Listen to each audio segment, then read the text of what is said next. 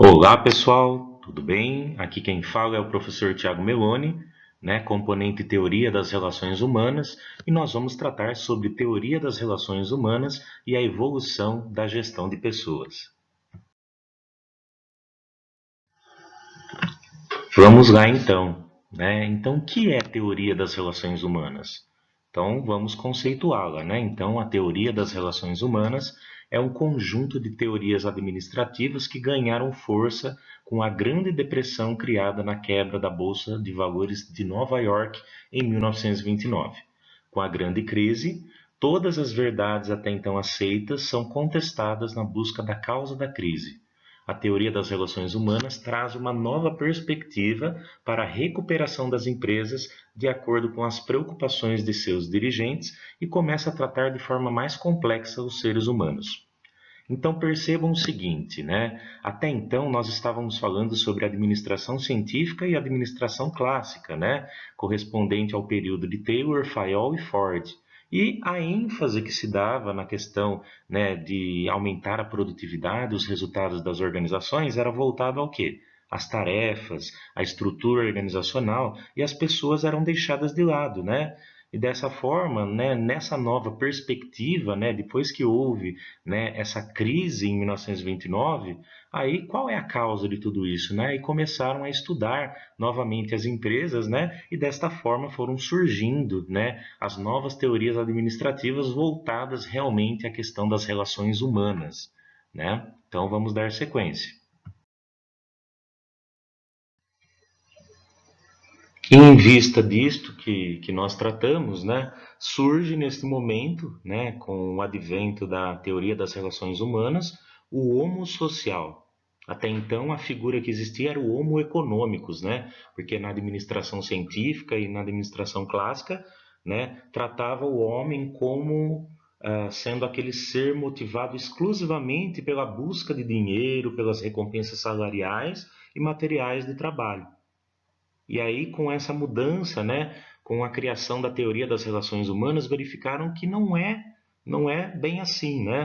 O homem é um ser social, um ser, uma criatura social complexa, dotada de sentimentos, desejos, temores, não é uma máquina. E o seu comportamento em qualquer lugar vai ser consequência desses diversos fatores. Não tem aquela questão, nós estamos bem num dia, no outro não estamos. Então, nós somos complexos. Tudo depende da situação que nós estamos vivenciando naquele momento, e isso deve ser levado também em consideração. Mas outros pontos vão ser abordados dentro dessa teoria também. Tá? E olha a nova roupagem que nós estamos dando nas organizações.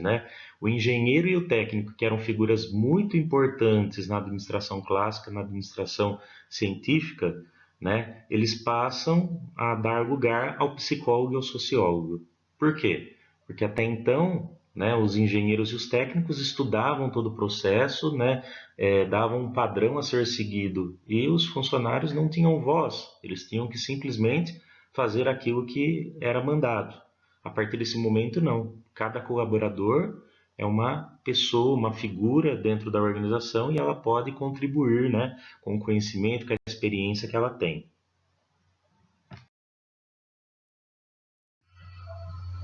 Bom, e em que pontos que a teoria das relações humanas ela vai trabalhar, ela vai estudar?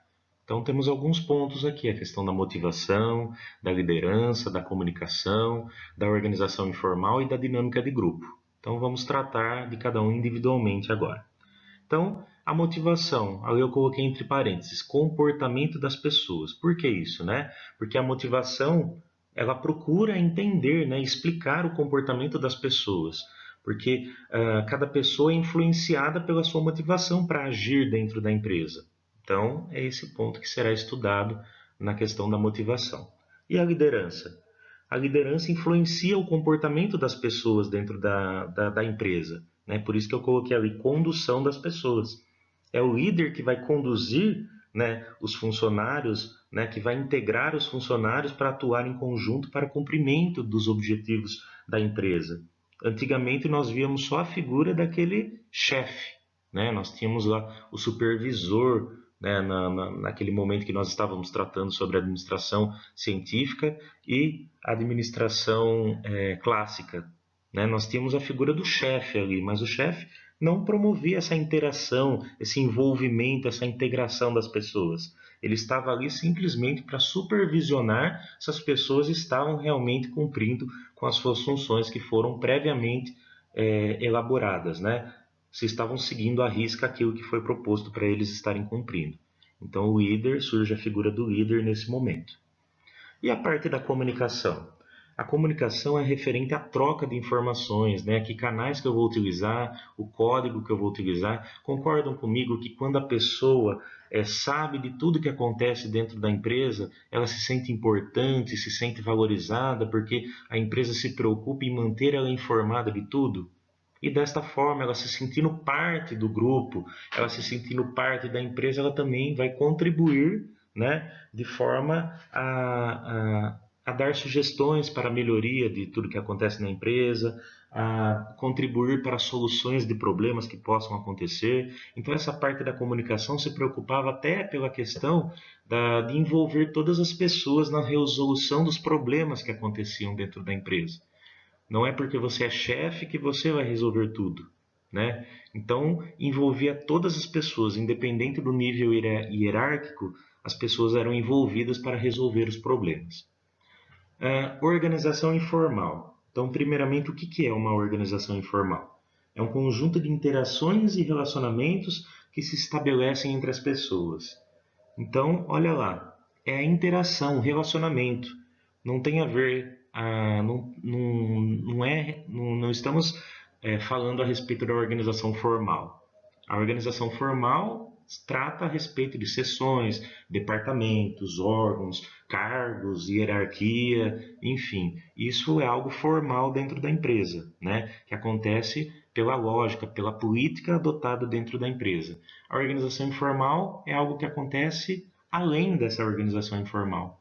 Como as pessoas se interagem, como as pessoas se relacionam, né? E nesse momento é criado dentro da empresa, além da organização informal, é criado os usos e costumes, tradições, as normas, a cultura da empresa, enfim, tudo isso é levado em consideração. E por último, nós vamos falar sobre a dinâmica do grupo. Então, processos de autorregulação e equilíbrio. O que isso significa, né? A dinâmica do grupo, né, está relacionada que um grupo não é apenas um conjunto de pessoas, né, mas envolve a interação, a dinâmica entre essas pessoas. Então, levando em consideração que uma pessoa influencia a outra dentro da empresa. E nós devemos levar em consideração isso, né? Comportamento, atitudes, crenças e valores dos indivíduos, né? Fazem toda a diferença, né? Quando eles estão agindo em grupo. Bom, agora nós vamos falar um pouco sobre a experiência de Hawthorne, né? A experiência de Hawthorne ela foi, né, muito importante para esse período da teoria das relações humanas, pois foi através dela, né, que através das suas conclusões que se deu início à teoria das relações humanas, né? Ela foi promovida em 1924, né, por meio da Academia Nacional de Ciências dos Estados Unidos e foi coordenada por Elton Mayo na Western Electric Company, no bairro de Hawthorne, em Chicago. Por isso que ela recebeu esse nome de experiência de Hawthorne.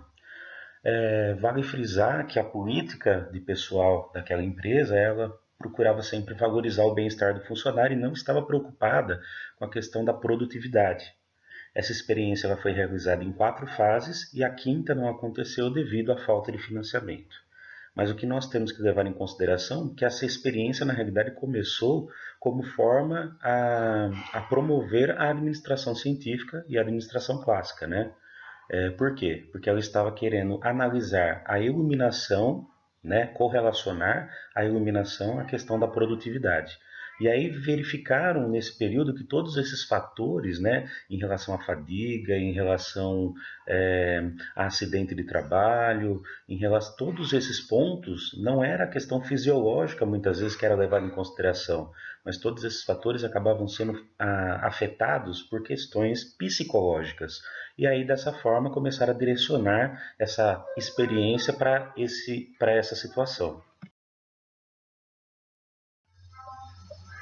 Eu peço depois que vocês assistam ao vídeo que vai ser disponibilizado para vocês ali no Microsoft Teams, né? Esse vídeo vai ser muito importante para que vocês compreendam, né, o que houve nessa experiência de Hawthorne e as conclusões que foram deixadas para nós aí em relação à teoria das relações humanas, certo? Então vamos dar sequência. Dando sequência agora, nós vamos tratar sobre a evolução da gestão de pessoas. Então vejam através dessa figura, desta figura que nós colocamos aqui no slide, que nós tivemos várias fases, né, para que a gestão de pessoas se tornasse o que é hoje, né? Então tivemos antes de 1930 a fase contábil, depois de 1930 até 1950 a fase legal, depois de 1950 a 1965 a questão tecnicista, depois de 1965 a 1985 a fase administrativa e de 1985 até a atualidade, né, a fase estratégica, né, que foi evoluindo, né, no decorrer de todos esses anos aqui e hoje se encontra neste patamar. Agora vamos tratar de cada uma das fases separadamente, né? Então, a fase contábil, que é a primeira aqui, vamos fazer a leitura aqui do que está no slide. Então, a fase contábil ela aconteceu antes da década de 1930, né? Era considerado o marco da evolução e se preocupava tão somente com os custos da organização. Então vejam lá que o enfoque era realmente contábil, registrar entradas e saídas dos trabalhadores, né, para efeito de pagamento, contabilizar o quanto que ele trabalhou para realizar o que? O cálculo da remuneração que esse trabalhador tinha para receber. Então tão somente existia, né, esse departamento voltado exclusivamente à questão realmente de promover a entrada e saída de trabalhadores, verificar o quanto que ele produziu para efetuar o pagamento. A fase legal. Então, aqui está que ela ocorreu entre as décadas de 1930 e 1950. E o que aconteceu nessa fase? Na realidade, ela não é muito diferente da fase contábil, né? Ainda se verificava a função do departamento pessoal como simplesmente dar entrada e saída de funcionários, né, controlar a remuneração, né, a produtividade de cada um para a realização do pagamento. Só que nós temos um período em que foram surgindo aí legislações voltadas a garantir, né, direitos aos trabalhadores. Né? No Brasil mesmo, em 1945, surgiu a consolidação das leis do trabalho, né, através do governo do Getúlio Vargas, e surgiu então uma responsabilidade a mais para esse departamento pessoal. A partir de agora, ele também é responsável em controlar e fazer cumprir dentro da empresa as determinações dessa legislação.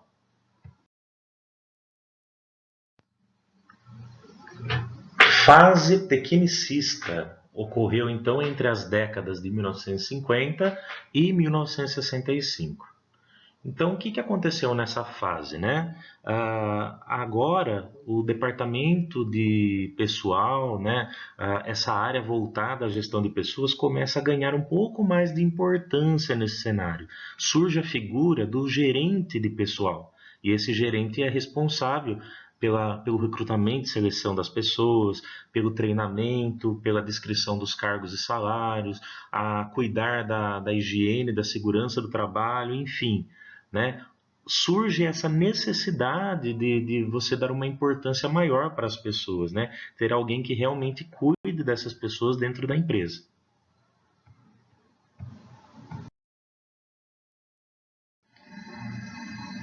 Do período de 1965 a 1985, né, temos a fase administrativa da gestão de pessoas. Essa fase foi marcada, né, pelos movimentos sindicais. Né? Até então, né, nós tínhamos um departamento pessoal voltado à responsabilidade de recrutar, selecionar, treinar. Todas essas responsabilidades foram mantidas. E agora, o gerente de RH também se torna responsável em se relacionar com esses sindicatos, né? Promover essa negociação, né, da questão dos direitos do trabalhador também. E por último, nós temos a fase estratégica, que começa a partir de 1985 e vai até a atualidade. Nós estamos vivenciando essa fase. E o que acontece nessa fase? O Departamento de Recursos Humanos agora é visto como estratégico dentro da organização, né? E ele deve promover essa sinergia que é necessária para que os objetivos da organização aconteçam. Ou seja, né? Esse novo departamento de recursos humanos, esse departamento estratégico, ele deve atuar de forma que todos estejam empenhados e capacitados para alcançar os objetivos traçados pela organização. Nós devemos levar em consideração que hoje a empresa ela é vista de forma integral, né? Não de forma separada. Né? Então, não tem mais aquela questão de cada departamento cumprir os seus objetivos isoladamente. Nós devemos levar em consideração que a empresa é um corpo, né? E esse corpo ele deve estar alinhado de forma a conseguir atingir esse objetivo proposto. Devemos levar em consideração também que a gestão de pessoas hoje ela tem, né, essa questão de ser um multiplicador do entusiasmo necessário, né, para que tanto a empresa consiga alcançar os seus objetivos, como também os colaboradores. Né? Então temos esses pontos. Né? A empresa tem que estar contente, da mesma forma que o colaborador também tem que estar contente no desempenho das suas atividades. Bom, pessoal, por hoje é só.